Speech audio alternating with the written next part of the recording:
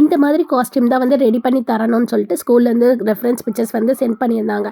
ரெடிமேட்ஸில் எனக்கு கிடைக்காதனால நான் வந்து மெட்டீரியல் எடுத்து ஸ்டிச் பண்ணலான்னு போயிட்டு, ஆல்ரெடி ரெட் கலர் மெட்டீரியல் என்கிட்ட கொஞ்சம் இருந்ததுனால அது ஸ்கர்ட் பார்ட் மட்டும் போத்தீஸில் போய் எடுத்துக்கிட்டேன்.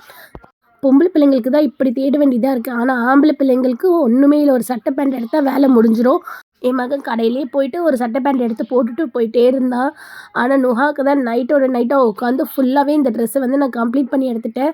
ஆனால் ஃபிட் செக் பண்ணலான்னா அவள் வந்து என் தங்கச்சி வீட்டில் இருந்தனால என்னால் பண்ண முடியல. சரி அவள் வீட்டில் போய்ட்டு அங்கேயே ரெடி பண்ணி கூட்டிகிட்டு போகலான்னு சொல்லிட்டு காலையில் நாங்கள் கிளம்புனோம். பர்ஃபெக்ட் ஃபிட்டாக இருந்தது. நான் ஸ்டிச் பண்ண ட்ரெஸ்ஸு அதே மாதிரி தான் இருக்கா.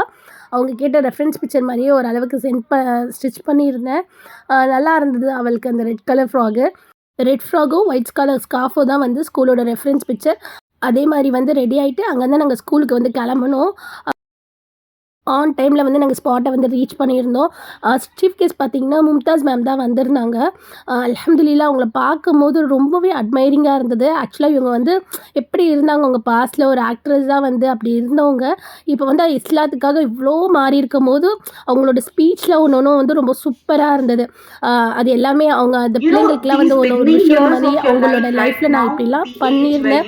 ஆனால் என்ன வந்து அல்லாஹ் வந்து இந்த அளவுக்கு நம்மளை மாற்றி ஸ்கூல்னால டான்ஸ்ன்னு சொல்லிட்டு அவங்களோட சொல்லும் போது நாங்கள் இதனோட பர்ஃபார்மன்ஸ்